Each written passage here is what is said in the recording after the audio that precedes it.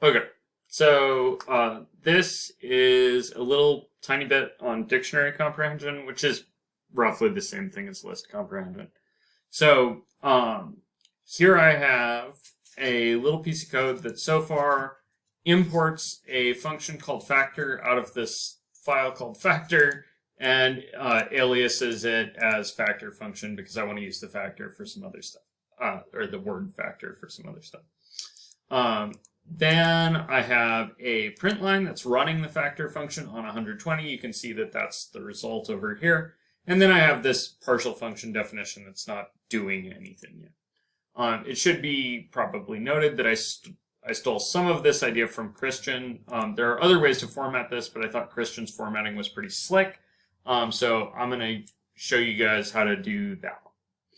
Okay, so first things first, we should say, all right, there's a number that's going to get passed to this print factors function. And the first thing we're going to have to do is actually factor the number. This is not that. So go figure out how to do that on your own. So I'm just going to say, all right, factors, right, is the result of calling factor function on the number that's passed to this thing. Okay, so right now, I know what that looks like. That looks like a list. And I'm going to use this one 120 as my kind of like the idea of the one I'm doing here. So my goal is to get something like 120 is let's see. So 120 is 2 cubed. So it should be doing something like 2 cubed times, and then there's 3 to the first times 5 to the first. Okay. So the thing that I know that lets me do this is called the fundamental theorem of arithmetic. It's sort of a math thing, but it says that you can uniquely express any number, any positive integer as a product of prime factors. And, well, okay. Unless that thing's 1, in which case, whatever. So any integer strictly bigger than 1 will work for this. And I probably should add a note to myself, like do some error or do some value checking here.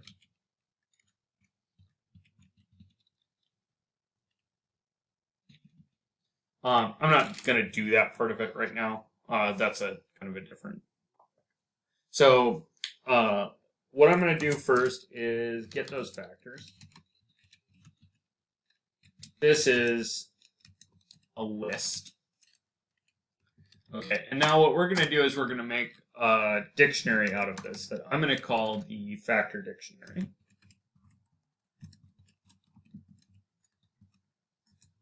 Okay, and the factor dictionary is going to be factor keyed to, and then, so what I'm trying to do here is I'm trying to make a dictionary that's going to say 2 is in this number 3 times, and 3 is in this number 1 time, and 5 is in this number 1 time. So I'm keying them to factor, so that's going to be an element out of the factors list. So that's going to be for a factor in factors. Right, so that's the comprehension part of this thing. Right, is that this is making a dictionary entry that's factor keyed to, and then the value I want is the number of times it appears in this list. Oh, and I'm going to need to make sure that I don't accidentally double count these, right? So I'm going to go ahead and I'm going to make a typecast to a set. So the reason I'm going to typecast to a set is that I don't want to double count things, and a set doesn't double count things. So a set is a lot like a list, except it won't allow double counts. So what I'm going to do is I'm going to make the factors set is just the set cast of factors. This is one way of going through and getting the unique elements in factors. I'm not sure whether it would work if we just ran this with factors. I think it probably wouldn't, and logically this makes more sense to me anyway. So I'm explicitly forgetting the duplicates, right? So factor set, if we printed it, would just have 2, 3, and 5 as opposed to 2 bunches of times. Okay, so then we need to get the number of times that this number factor appears in factors.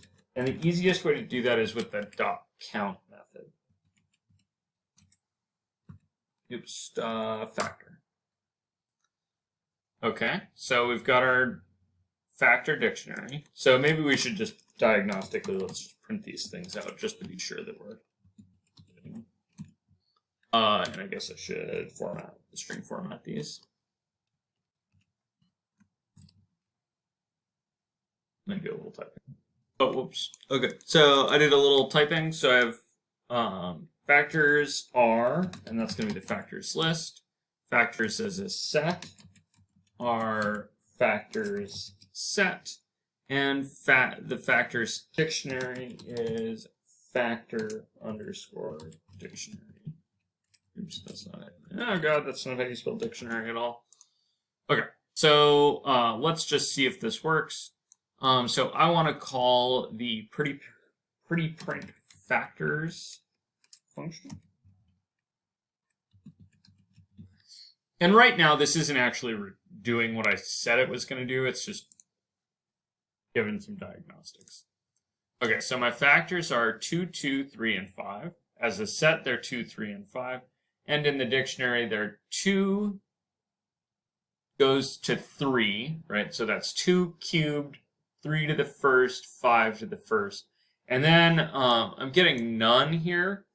And that happens fairly often when you print a function that doesn't have a return, right? Because they all automatically return none. Okay, so our next thing to do is going to be to get this actually returning what we want it to do. And so to that end, I'm going to make myself a little list that's going to be made out of the strings that I want to put together with multiplication signs. So I'm going to call those pairs. And I'm just going to make a little empty list here. I'm going to say for key and values in our dictionary. It's really kind of annoying when Repel's autocomplete stops working. Okay, so, this needs a dot items, because otherwise it doesn't. Okay, so calling dot items makes these into pairs. And so I'm just going to grab the key pair, or the key and the value pairs. So that's going to be the first thing and the second thing. So those are going to be 2 and 3 and 3 and 1 and 5 and 1. And so then what I'm going to want to do is I'm going to want to do pairs dot append. And the thing I'm going to want to append is a little string that's a key raised to a value. And now that little caret is actually part of this string, right? So that's just a string piece, and then the key and the value are going to be the numbers. So let's just double check that we're kind of printing things out correctly. So let's snag one of these guys. Snag one of our diagnostic print lines. So these are going to be factor power pairs. And then we can just put pairs in here. All right. So we're getting 2 raised to the third, 3 raised to the first, and 5 raised to the first. Okay, cool. And so now I think I just want to make my final string. And so my factor string is going to be, let's see, so it should probably be a formatted string, right? And it should certainly start with the, probably needs to start with the number itself. So that's going to be number equals, oops, and number is going to need to be in braces because we want that to actually be the variable numbers. And the equals going to be in that. And then here we need to take our pairs and, okay, so let's see. So if I just send pairs along, this is going to look kind of junky. Let me just return that and we can see what it looks like. Okay. So, yeah. So it looks totally junky. Now, the thing is, I want to stick those together. And the right way to stick together a bunch of elements out of a list is with the join method. So I'm going to take pairs and I'm going to do join. And then in here you get to put whatever you want. And so I'm going to put just a single asterisk. And it's whining because I have single quotes in two places. And so I'm going to sort that out. Oops, shapoop. Not our finest formatting day. Okay. So now I have double quotes on the outside, single quotes on the inside. Put it on the other way. What? List has no attribute join. Is that not a standard list method?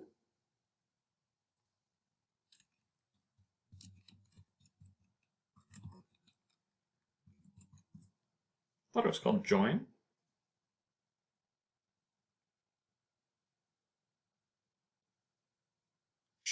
Join method takes an iterable. Oh.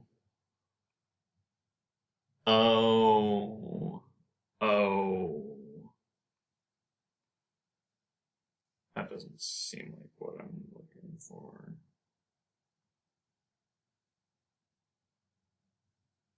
One sec. Okay, so issue is, it is a method that takes a list, not is done to a list. So what I want to do is I want to end my string and then do dot join. And then the thing I want to join is the pairs list. And I think I can just pass along an optional symbol. Let's see if that works. Join takes at most one argument.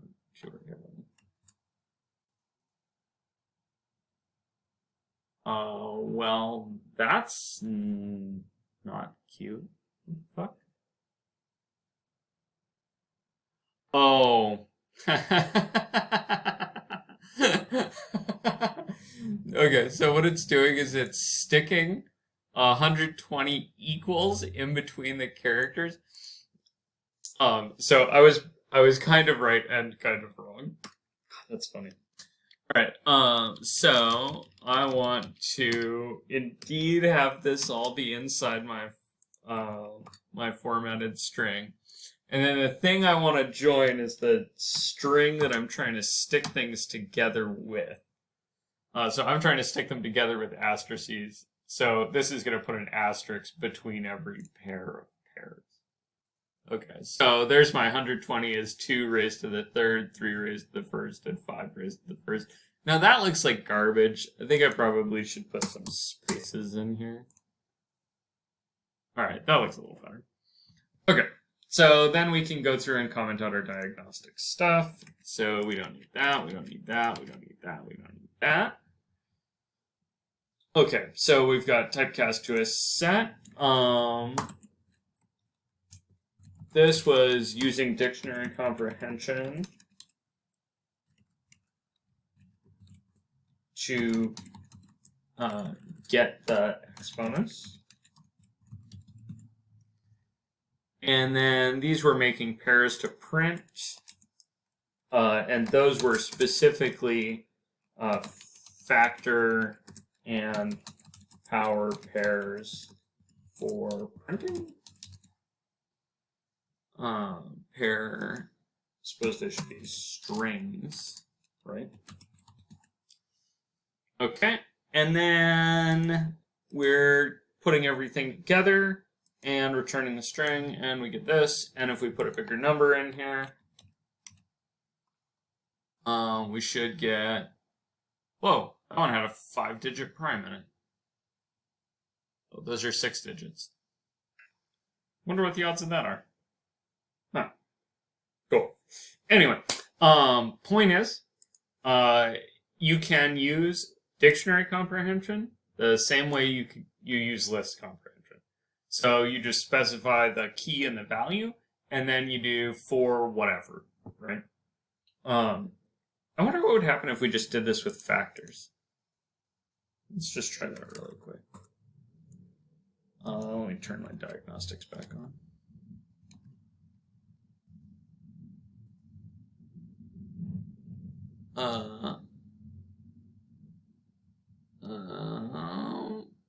Well, interestingly, it didn't double count 2, even though it seems like it should have.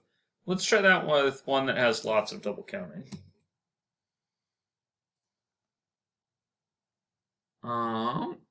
Okay, cool. So, because the dictionary only allows for a unique entry per key, it's probably writing to the dictionary 2 to the 6th 6 times. But yeah, that seems fine. That's not really that big a deal. Okay, so you learned that you could typecast to sets, and apparently you learned that in this case you didn't need to. Sometimes sets are preferable for various reasons. If we wanted to make, like, if we were worried about efficiency on this, we would definitely want to have that factors set in here instead of factors. All right, keep asking, guys.